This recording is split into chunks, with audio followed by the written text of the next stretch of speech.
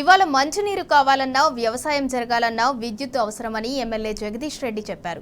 ప్రణాళికాబద్ధంగా విద్యుత్ రంగాన్ని బలోపేతం చేశామని తేల్చి చెప్పారు. విద్యుత్ను లోటు లేకుండా చేశామని సభకు వివరించారు. నగరం కూడా ఇవాళ ఇంత నిమ్మలంగా ఉన్నది అంటే 24 గంటల విద్యుత్తో పాటు నీళ్లు అందుబాటులోకి తీసుకురావడం ప్రధానమైన విషయం కూడా మనకు తెలుసు అధ్యక్ష. ఇవాళ మంచినీళ్ళు రావాలన్నా విద్యుత్తే, వ్యవసాయం జరగాలన్నా తెలంగాణలో విద్యుత్తే. తెలంగాణలో విద్యుత్ లేకుండా వ్యవసాయం జరిగే పరిస్థితి లేదు అధ్యక్ష. లిఫ్ట్ ఇరిగేషన్లే మన బతుకు మనకున్న టెరైన్ ప్రకారం. కాబట్టి మొట్టమొదటిగా చేసుకోవాల్సింది విద్యుత్ రంగాన్ని అభివృద్ధి. కాబట్టి ఇవాళ కేసీఆర్ గారు దాన్ని దృష్టిలో పెట్టుకునే భారతదేశంలో ఇవాళ తెలంగాణ నెంబర్ 1గా నిలిపింది అంటే విద్యుత్ రంగం అనే విషయం ప్రతి ఒక్కరు కూడా మనకు తెలుసు అధ్యక్ష.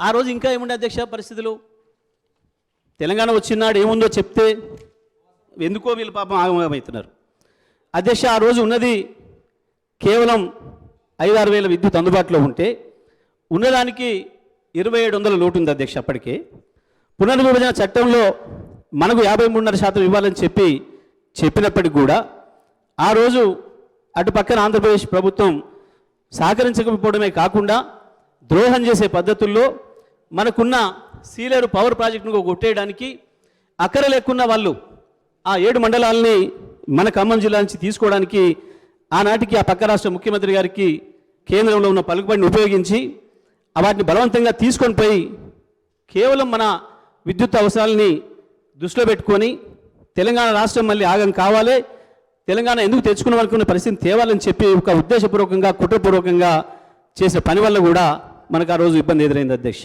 దాంతోపాటు మనకి ఇవ్వాల్సిన 1700 మెగావాట్ల విద్యుత్తును మన షేరు కూడా ఇవ్వకుండా ఇతర జనరేటింగ్ స్టేషన్ల నుంచి, అంతేకాకుండా ప్రైవేట్ వాళ్ళ నుంచి కొనడానికి ప్రయత్నం చేస్తే కూడా వాళ్ళని కూడా పిలిపించి భయపెట్టించి మీరు తెలంగాణకు విద్యుత్ అమ్మొద్దు అని చెప్పి వాళ్ళని కూడా ఇబ్బంది పెట్టే సందర్భం ఉంది అధ్యక్ష. వాళ్ళు ముఖ్యమంత్రి గారు లేరు కానీ ముఖ్యమంత్రి గారు కూడా ఆ రోజు అదే పార్టీలో ఉన్నారు, ఇదే సీట్లో ఇక్కడ ఉన్నారు అధ్యక్ష ఆ రోజు కూడా. అటువంటి పరిస్థితుల్లో వాటన్నిటి కూడా ఎదుర్కొని తట్టుకొని తెచ్చుకున్న తెలంగాణను నిలబెట్టుకోవాలి.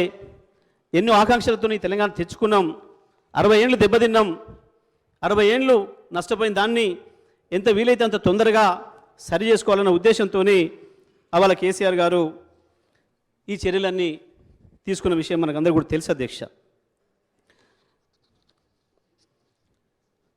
అధ్యక్ష ఇక అప్పుల విషయానికి వస్తే ఒక మన రాష్ట్రంలో అప్పులు చేసినట్టు భారతదేశంలో ఇంకెవరు చేయనట్టు, ఏ డిస్ట్రిబ్యూషన్ కంపెనీలు ఏ కంపెనీలు చేయనట్టుగా చాలా విచిత్రమైన వాదన తీసుకొస్తున్నారు అధ్యక్ష.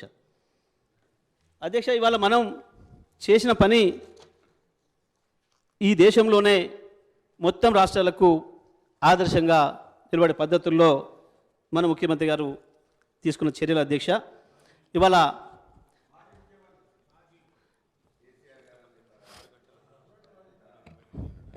అధ్యక్ష ఇక ప్రతి వారి శ్వేతపత్రంలో కూడా చాలా విషయాలు ఉన్నట్టుగా పొందుపరచాల్సిన పరిస్థితి వచ్చింది వాళ్ళకు.